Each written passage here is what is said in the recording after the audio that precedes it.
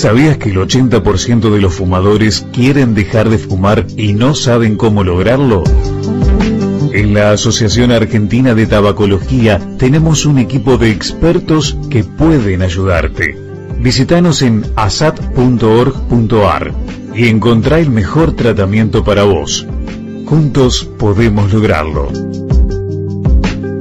Bueno, muchas gracias. Estoy en comunicación con la doctora María Eugenia Lertula, quien es médica especialista en clínica médica, especialista en cesación tabáquica, por supuesto miembro de la Asociación Argentina de Tabacología. Doctora, buen día, ¿cómo le va? ¿Qué tal? Muy buenos días. ¿Cómo anda usted? Muy bien, empezando el año. Bueno. De trabajar mucho en este tema que mencionabas. La verdad hay mucho por trabajar. Hay mucho por trabajar, mucho por educar, por mencionar, hay muchísimas cosas que tienen que ver con este título que me ha propuesto, que son los beneficios de dejar de fumar. A ver, doctora, en principio, los beneficios son un montón, pero me gustaría, si usted me lo permite, arrancar por el corto plazo, ¿no? Porque uno dice, bueno, pero dejar de fumar pasa muchos años hasta que empiezas a mejorar algo. Y si uno pasa más de 8, 10, 15, 20 horas de dejar de fumar, ya puede comenzar a ver algo, ¿no? ¿Es así? Sí, es así. Si tomamos en cuenta que la nicotina es un estimulante que aumenta la presión arterial y la frecuencia cardíaca, en 8 horas ya podemos empezar a comprobar cómo disminuye la presión arterial, cómo disminuye la frecuencia cardíaca, sobre todo teniendo en cuenta que hay muchas personas que tienen diagnóstico de hipertensión arterial o diabetes, donde se ven muy beneficiadas con esto. Y también al poco tiempo, si pudiéramos controlar, digamos, si pudiéramos hacerle una coximetría o un método que nos mide la cantidad de monóxido de carbono en nuestro aire expirado, también se vería una disminución importante de este tóxico en nuestro aire, digamos, en nuestra vía respiratoria, que perdura en nuestro cuerpo hasta 8 horas. Este es uno de los tantos tóxicos que existen, eso se podría medir.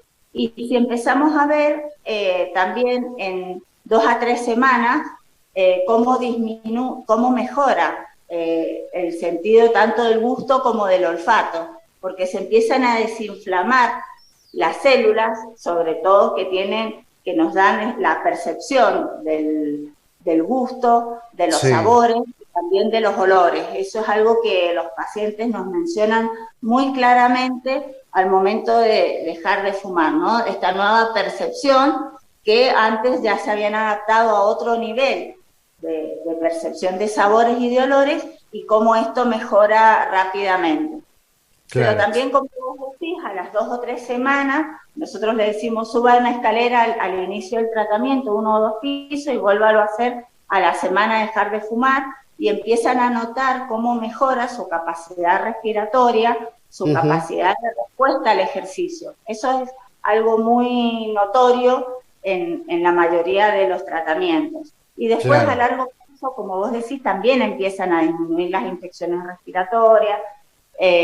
Al año, ni hablar cómo disminuye a la mitad el riesgo de infartos y de ACV, y así sucesivamente, sobre todo cómo disminuye el daño en la función pulmonar, que es la que se suele ver estos beneficios, pero un poquito más a largo plazo, porque pensemos que es la más dañada en forma directa por el humo y todas esas sustancias tóxicas que trae el humo de tabaco.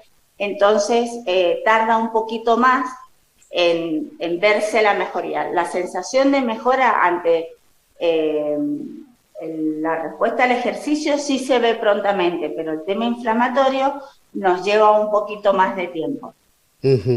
Ahora, doctora, esa tos, yo he escuchado muchas veces de fumadores o exfumadores que han dejado de fumar, y a cortito plazo empiezan con una tos perruna, con mucho moco, flema. Y a ver, me gustaría que nos explique que hay cilias, ¿no? Creo que usted corríjame, que están como anuladas con el cigarrillo, y que después el cuerpo es como que empieza a querer desintoxicarse. ¿Hay algo de esto?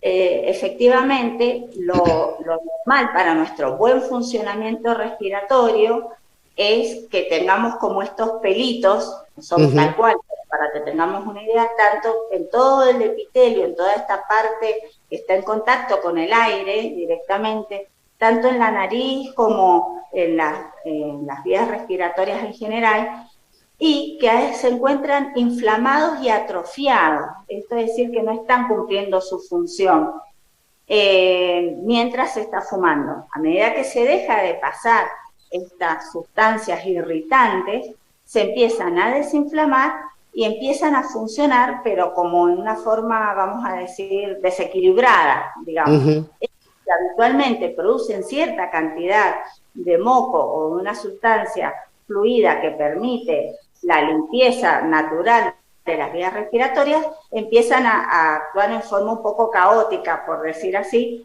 claro. Y entonces uno lo percibe como más cantidad y que se encuentra como más irritado, pero en realidad está formando parte de este proceso que en realidad se está desinflamando y está pudiendo volver a su función habitual y está en ese proceso de llegar después a la normalidad. Perfecto. Doctora, me ha dicho también una cuestión que tiene que ver con los mitos de la medicación. A ver, ¿cómo es esto? Sí, lo que hacíamos referencia es que nosotros que trabajamos en un consultorio de cesación tabáquica y generalmente empezamos con una charla de información de cómo hacemos el tratamiento, la primera pregunta que surge es ¿qué pastillita me va a dar para que deje de fumar? O para que ya no tenga ganas de fumar. Entonces muchos pacientes fumadores se acercan con la idea de que existe una medicación que al tomarla, entre comillas, mágicamente ya no van a tener ganas de fumar o que van a sentir cierta aversión o asco por fumar.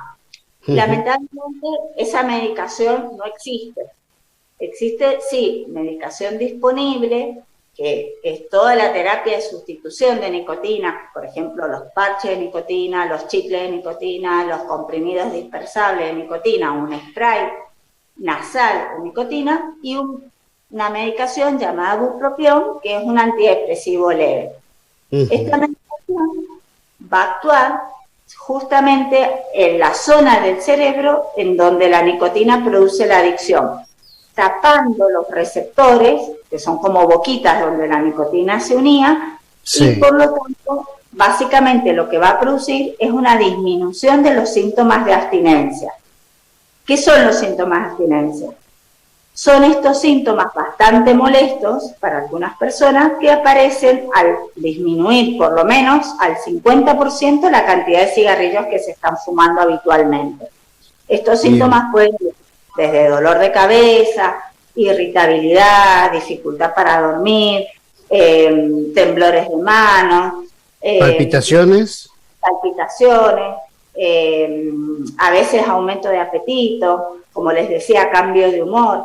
Entonces, y lo que llama también mucho la atención es estos episodios de craving, que le llamamos, que se dan prácticamente todas las adicciones, que son 2 a 3 minutos de una desesperación por fumar. Claro. Sí. Uno no sabe o no tiene herramientas para saber cómo atravesarlo, cómo sobrellevarlo, es lo que más, la principal causa por la cual se termina prendiendo otro cigarrillo y se vuelve a fumar. Claro, la reincidencia. Entonces, aquí el factor, hay dos cosas que yo voy sacando conclusiones como para que la gente entienda. Medicación más voluntad, que si no hay voluntad es mucho más complejo y el tratamiento va a tender a fallar, ¿no? Exactamente, antes se creía que con solo la voluntad bastaba. Ahora, como ya se han descubierto y estudiado todos los circuitos neuronales, es decir, todas las huellas que deja la nicotina en el cerebro, y nos explica estos síntomas de abstinencia que a veces son tan importantes que van más allá de la voluntad.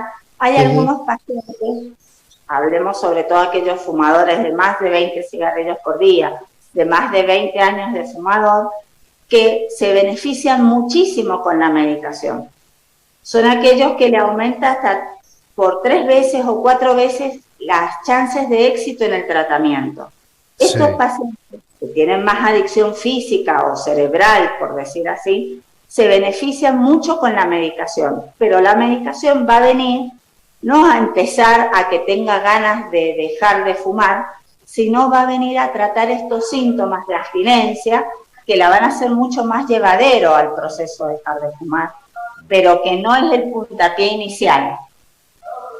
Perfecto. Este puntapié inicial viene básicamente de la motivación que el fumador tenga en ese momento de dejar de fumar.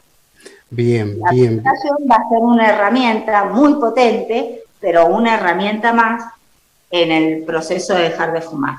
Bien, perfecto. Doctora, ¿esta medicación es la única que se utiliza, está solita en el tratamiento?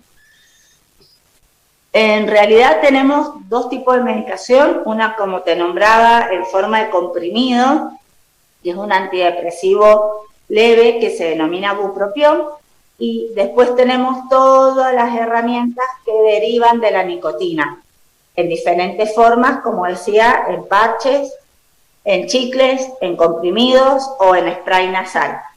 Muchas veces uno de los mitos también es que nos consultan cómo puede ser que si tienen un grado de adicción a la nicotina, el tratamiento sea con nicotina. Es decir, ¿cómo me vas a dar más nicotina si lo que quiero es dejar la nicotina? Sí. La respuesta es que la nicotina es una sustancia rápidamente adictiva, actúa muy rápido, llega muy rápido al cerebro y se liberan sustancias como la dopamina, que es la que me produce placer y gratificación, que me hace sentir bien, digamos, por un rato, aproximadamente 2 horas, pero entonces esto es lo que mantiene permanentemente activo este circuito cerebral. Cuando le damos nicotina en forma de parche, lo que hacemos es ofrecerle al cerebro, a nuestro cuerpo, nicotina, pero de una forma pareja a lo largo de las 24 horas.